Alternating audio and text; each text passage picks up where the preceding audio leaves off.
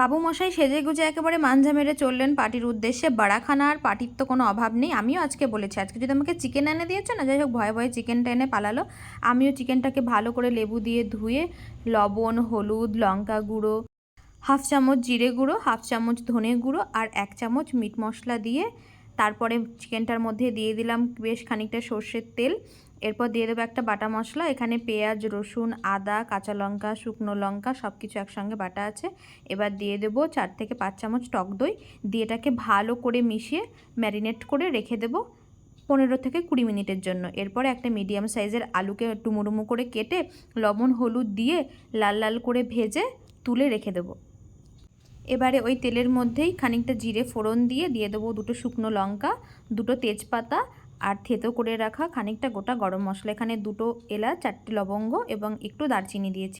এবারে তেলের মধ্যে একটা পেঁয়াজের অর্ধেকটা কুচি করে দিয়ে দিলাম। পেঁয়াজটা খানিক ভাজা হলে দিয়ে দেবো অর্ধেক টমেটো কুচি। টমেটোটা খানিকটা ভাজা হয়ে আসলে এবারে এর মধ্যে দিয়ে দেবো ম্যারিনেট করে রাখা চিকেনটাকে। এবারে মাংসটাকে ভালো করে কষতে থাকবো।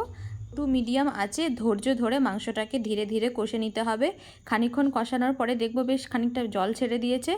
মাংস থেকে যে জলটা বেরিয়েছে এই জলটাকে কষে কষে শুকিয়ে নিতে হবে। তাই আমি এখানে একটা ঢাকা চাপা দিয়ে দিলাম। খানিক পরে ঢাকাটা তুলে আবার একটু কষিয়ে নেব। এরকমভাবে আমি বারবার চাপা দিয়ে দিয়ে মাংসটাকে সময় নিয়ে 15 থেকে 20 মিনিট ধরে কষিয়ে নেব।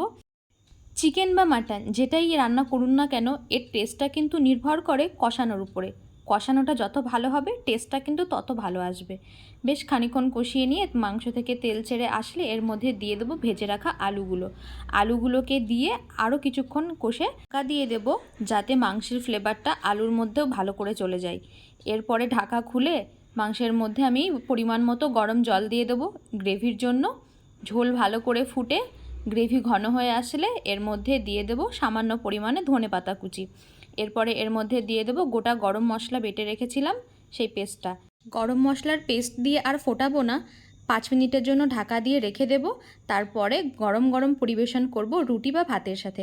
আপনারাও এই রেসিপিটা বাড়িতে ট্রাই করবেন, বানাবেন, জানাবেন কেমন লাগলো আজকের এই ভিডিওটা বলতে ভুলবেন না কিন্তু। টাটা।